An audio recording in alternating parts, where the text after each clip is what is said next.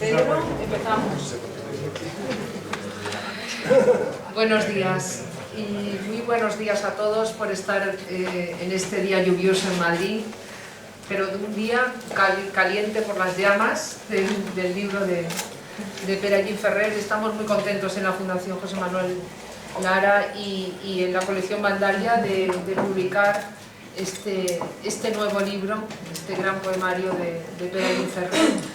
Yo quería darle la palabra al editor, a Nacho Garmendia, que va a haceros una pequeña valoración de la obra, y darle las gracias también a Aurora Ejido, que nos ha hecho un magnífico epílogo, según ella casi igual de difícil que los poemas de Pera, para que nos comente también su impresión sobre la obra, y después tenéis allí Ferrer para todo lo que queráis de preguntas.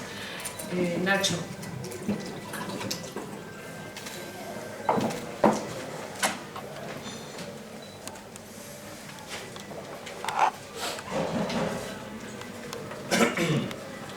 Buenas tardes y bienvenidos, que venimos de Andalucía, que es primavera todavía y no me quito ni el abrigo. Buenas tardes y bienvenidos, muchas gracias. Ya ha dicho Ana, yo voy a hacer muy breve también, porque contamos con Aurora Ejido, la autora del epílogo, para que hable más en profundidad de la obra. Diré solamente, bueno, es un placer acoger de nuevo en el catálogo de Vandalia un libro de Pere Allín Ferrer.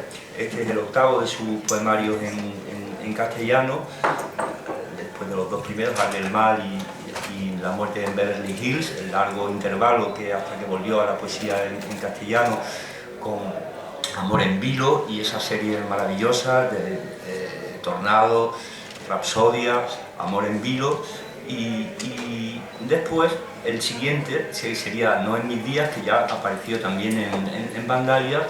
Entre ambos publicamos también en la colección, que por tanto sería el tercero de los libros que publicamos de Allín Ferrer, un delicioso poemario en italiano. Nos hizo la traducción Justo Navarro, Per Eduardo, con cuidado. Y como digo, Ya no en mis días, que su anterior libro en castellano, el poemario en castellano, también apareció en la colección, y ahora las llaman, de forma que se ha convertido, ya se puede decir, en una feliz rutina bianual o bienal, contar con un libro de Pera, que esperamos que siga así en adelante. Del poemario, como he dicho, diré muy poco. La palabra llama, como fuego, como luz, es muy del léxico Allín ferreriano. Aparece aquí, como él mismo ha explicado, en contraposición, una contraposición muy barroca, frente a la génesis, la destrucción, el amor y la muerte, el paso del tiempo. Son esos temas de la gran poesía que él retoma aquí. Dentro de esa mirada, yo creo que es un libro, pues como todos los suyos, de esta etapa última que acabo de mencionar, de un absoluto maestro en la plenitud de su arte, cuya magisterio yo caracterizaría de una manera solo aparentemente paradójica, diciendo, bueno, que es uno de los grandes renovadores del verso castellano, que se inscribe de una manera muy clara en la gran tradición vanguardista, pero también tiene un conocimiento, una familiaridad exhaustiva, rigurosa, apabullante con toda la tradición literaria, no solamente castellana, sino occidental, y eso es algo que está presente en todos y cada uno de los poemas. Por otra parte, son poemas muy densos, concentrados, llenos de sugerencias, que utilizan, como ha hecho también Aurora en el epílogo, el procedimiento del collage, en cierto sentido. Él habla siempre de que se trata de referencias no siempre localizables, no siempre ubicables por el lector, pero recontextualizadas en los poemas, que, como siempre ha dicho también Allín Ferrer, son para él una realidad autónoma e independiente. No quiero extenderme mucho más sobre su poética. Creo que el libro contiene poemas cineros, absolutamente. Por ejemplo, el antepenúltimo, La palabra abandonada, me parece un grandísimo poema, pero sí quiero, como también ha hecho ya Ana, recalcar el valor del epílogo que nos ha escrito Aurora, que le ha escrito a Pera Aurora para cerrar el libro.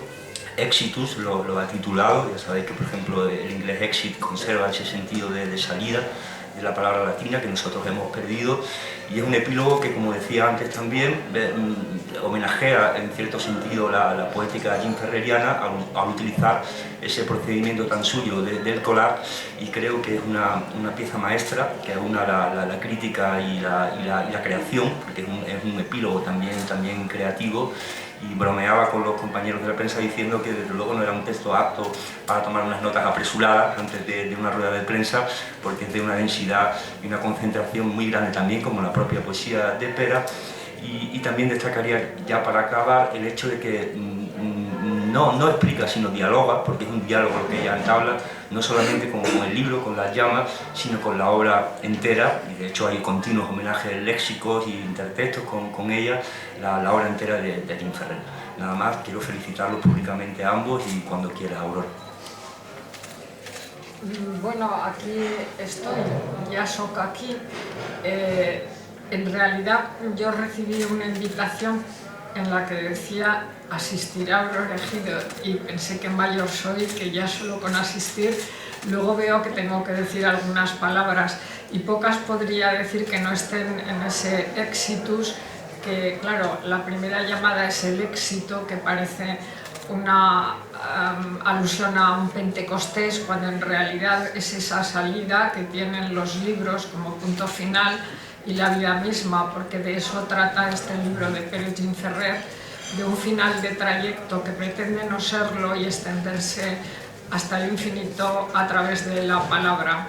Si la poesía reside en el misterio, pues aquí hay mucho misterio en este libro. Yo he descubierto algunas pequeñas claves, pero no tiene mucho mérito porque yo soy contemporánea de Pere Jean Ferrer, es decir, visitamos las mismas aulas de la Universidad de Barcelona, leímos los mismos libros, teníamos amigos comunes y él en realidad se convertía ya a sus pocos años, yo solo soy un año menos que él, en el patio de letras de la Universidad de Barcelona, en el rey del mambo y de la poesía, porque todos decían aquel es Pere Jean Ferrer o Pedro Jean Ferrer, según la proveniencia de cada uno.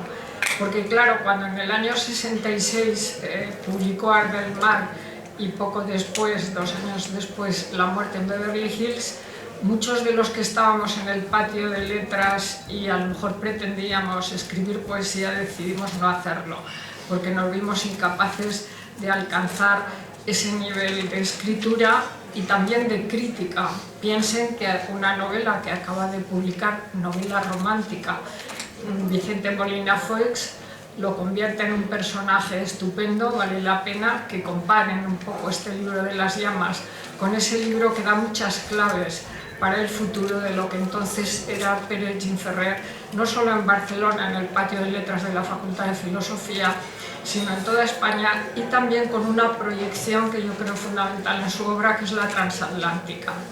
Esas llamas que son también del género animal transatlántico están unidas, ¿verdad?, y personificadas en las llamas, que es una síntesis de todas esas llamas que han ardido en su poesía.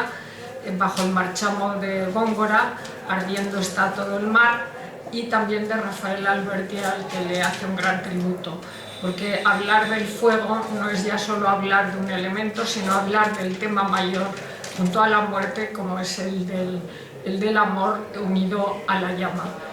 Es un homenaje, sobre todo, creo yo, a una transformación de la poesía, porque una poesía como la española, que se adelantó a toda la poesía de los siglos futuros con la llama de San Juan de la Cruz, difícilmente podría ser emulada. Hay muchísimos poemas sobre la noche, pienso ahora en Goethe y en Rilke, que están también detrás de este poemario, pero sobre el fuego hay infinidad de poemas, y sobre todo las paradojas del fuego, ¿no? Es fuego abrasador, es hielo helado, y multitud de fuentes y clásicos de erudición, pero lo que tiene Pere Jean Ferrer es su capacidad transformadora. Como dice Alberto Blecua, la poesía es como la materia, que ni se crea ni se destruye, únicamente se transforma. Difícilmente podría llegar a una síntesis de la llama que ya estaba escrita. Entonces esa llama de San Juan está traspasada por toda la historia de la poesía desde finales del XVI hasta ahora, y por eso yo me he permitido un juego con unos versos de Juan Ramón Jiménez: todas las rosas son la misma rosa, amor la única rosa, y he puesto todas las llamas son la misma llama, la llama de amor viva, pero esa llama ya no es de la mística, de la transformación de la noche en llama a partir de la desnudez, sino de una mística de la palabra que pasa por una noche oscura, de desalegorización, de referentes inmediatos, decimonónicos que apelen a un sentimentalismo o a una anécdota o a una circunstancia, para desvestirse, desnudarse de toda ganga y brillar con luz propia, porque yo creo que una de las características fundamentales de la poesía de Pérez Gimferrer es haber seguido aquello que ya vio Lorca en Góngora, es decir, la metáfora verbal que todo lo transforma alrededor, y la creación de imágenes nuevas, que es quizá una de las cosas más difíciles de conseguir cuando la historia de la poesía está tan llena de ellas. No tengo sino que manifestar una vez más la admiración al cabo de medio siglo de la que sentí por Pérez Gimferrer cuando leí Arde el mar, con estas llamas que resurgen además dentro de una escenografía teatral que incluso tiene su telón final y mi pequeño éxito, que en realidad es, como saben ustedes, mi propio apellido, porque el ejido es el campo comunal donde se labraban los pueblos desde la Edad Media. Vamos, más que labrar, lo que se hacía era aventar y distinguir el grano de la paja. Siempre me acuerdo de una vez que invité a Alberti a Zaragoza a una conferencia, y entonces le gustó mucho mi apellido y me decía Elegío, Elegío. Dice, la de novillos que yo haría yéndome al Ejío. Pues por ahí van también las cosas, porque como habrán comprobado, no es un distanciamiento crítico el que he tomado, sino también el camino de los afectos, porque me une desde siempre una gran amistad llena de admiración por Pérez Gimferrer. Muchas gracias, Aurora. Espera. Bueno, ante todo, muchísimas gracias a Aurora, no ya por sus palabras, sino por sus escritos.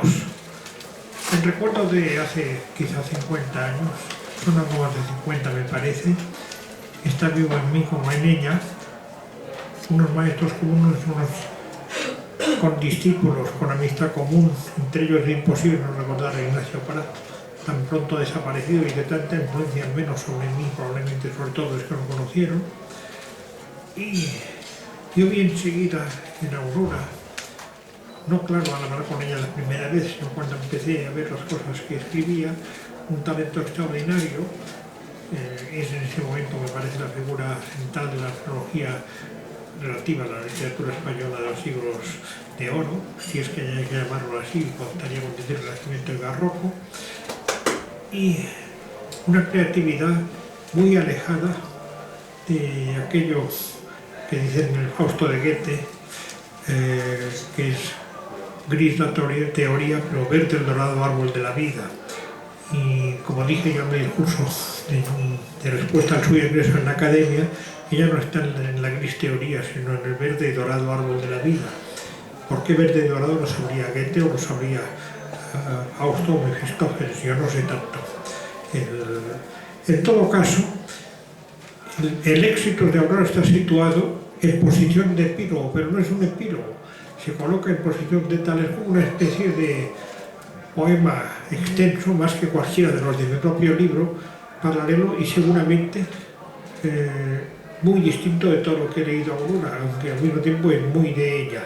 Pero aquí, sin necesidad de rendir tributo a las exigencias de tipo universitario o académico, lleva a cabo una especie de poema en prosa en paralelo, construido en parte con palabras mías y en parte con palabras ajenas que compartimos, o que a veces compartimos y a veces no, pero son muy cerca. Eso es lo que respecta a Aurora.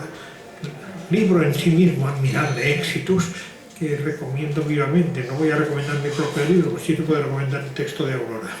En cuanto a mi propio libro, se ha dicho ya algo, por la misma Aurora y por algunos de los que se han adelantado a decir algo antes, y hasta he llegado a leer alguna cosita impresa muy recientemente. Se trata de un libro muy condensado y concentrado, engañosamente en parte, pero a plena conciencia. Es decir, era un libro que podía tener muchos más poemas. Yo me detuve cuando pensé que no podía pedirle más al lector en el sentido de por más tiempo. Son poemas de pocos versos, aunque estos versos con frecuencia son muy largos. Por primera vez desde la muerte de Pepe Gil adopto el versículo, pero el versículo que adopto, como demostró Navarro Tomás, es algo que en español es un espejismo. Se compone de unidades métricas que ya existían, heptasílabo, endocasílabo, alejandrino y otras formas.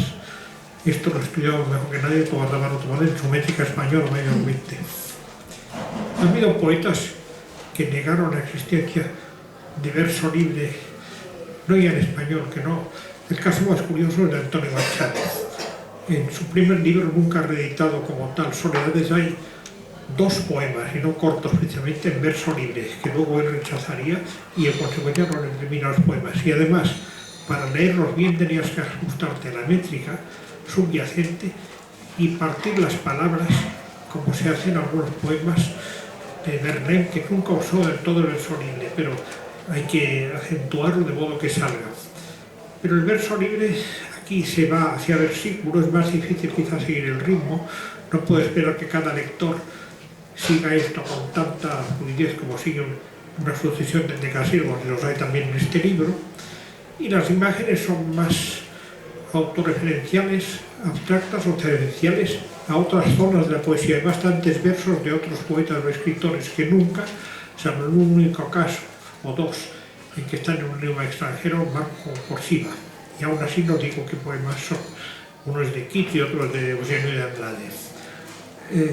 Esta especie de collage, como el que hace Aurora, lo hago yo, solo que sin marcar el origen de modo directo, pero tampoco lo marca ella casi nunca. El tema es muy acucioso y acuciante. Acucioso en el sentido que da la palabra en América Latina, una labor acuciosa de edición, por ejemplo, y acuciante en el sentido que le damos todos, y tratando de lo que trata, es decir, el amor, el tiempo, el paso del tiempo sobre el amor, sobre la juventud.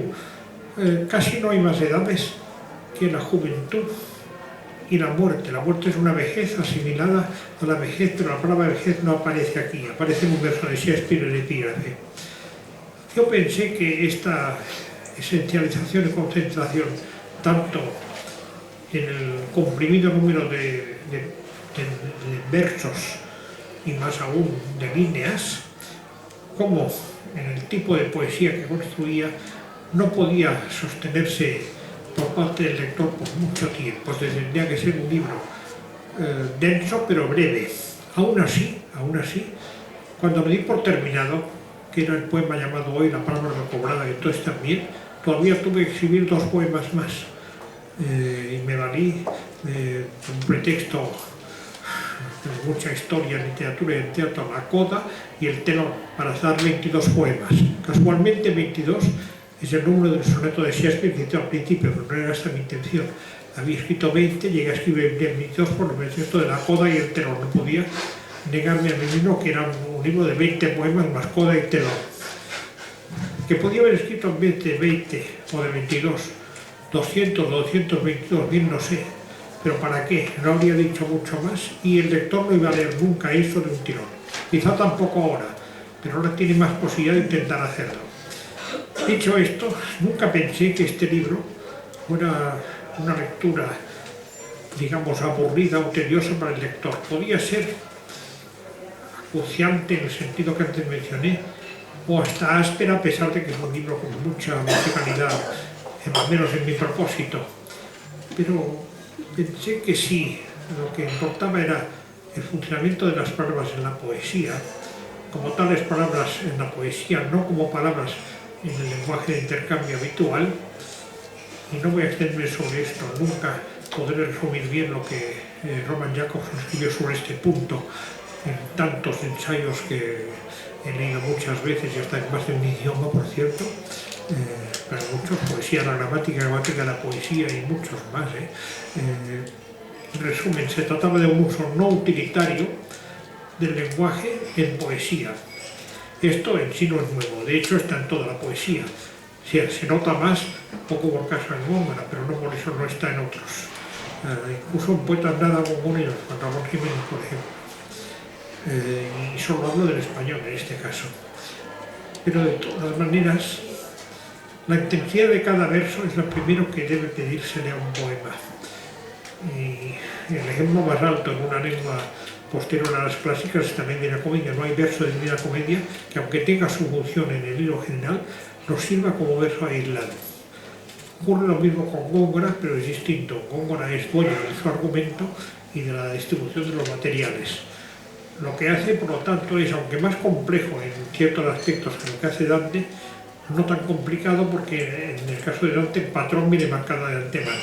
Y otra cosa, Góngora trabaja, aunque lo modifique, en una lengua literaria ya establecida. Dante está creando la lengua literaria en el momento de escribir el poema. Sin embargo, este libro no trata ni de Dante ni de Góngora, aunque de ambos hay huellas. Trata, como digo, de algo que es común a todos. El sentir, decía Heráclito, común a todos el sentir. Bueno, de acuerdo, el pensar también, decía Heráclito. Pero de todas maneras, Heráclito, ya sé que convenía más decir Heráclito, seguramente lo dice Aurora, lo decía sin duda María Rosalía de Vázquez. Pero todos decimos Heráclito cuando no somos helenistas o helenistas en activo en alguna medida.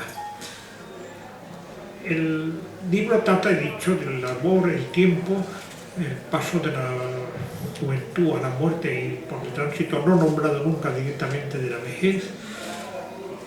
No trata de la historia, es decir, no es un libro que, a diferencia de otros varios míos, Rapsodia, Alma Venus, No en mis días, antiguamente Extraña Ruta, trata de lo histórico vivido. Y de hecho ha sido escrito en un periodo de noviembre del 16 a marzo del 17, en el que pocas cosas históricas de gran importancia puedan para mis poemas habían ocurrido. Ocurrieron antes y ocurrieron después, no en aquel momento. Aunque hubieran ocurrido, su lugar no estaba en un poema que trataba de la temporalidad del sentimiento y el ser humano. Es decir, un tema que está por igual, me parece, en Unamuno que en Calderón, dejando aparte la enorme distancia de afinidades entre Unamuno y Calderón que existe, más acentuada aún entre Unamuno, Calderón y Machado. ¿De qué trata este libro? De la poesía, naturalmente. No es lenguaje erudito, aunque hay erudición subyacente, no es tampoco meramente, aunque no es en gran parte un collage, no le quizá tanto, pero no es mucho, como el Éxitos de Oro Elegido, pero trata sobre todo de la propia poesía, de qué se puede hacer. En la propia poesía he procurado siempre no volver a escribir, en la medida de lo posible, el mismo libro, o si es un ciclo, el mismo grupo de libros. Y aquí la cuestión era, con esos temas que había tratado antes, pero con la evolución del tiempo, no sobre mí, sino sobre la palabra de poética que empleaba, ¿a dónde me llevaría el poema? Me lleva aquí, y por ahora es la orilla última. No es casual que termine con un poema de solo 2 versos, bondístico. Después de esto se abre un silencio, al que no sé qué puede seguir, caso de seguir algo, pero es la última palabra, no la última palabra en el sentido de que vaya a fenecer nadie ni nada, sino la más reciente, y cuyo porvenir inmediato no puedo adivinar, caso de haberlo, y puede no estar en el verso siquiera, sino fuera de él, de una evolución poética que empecé cuando escribí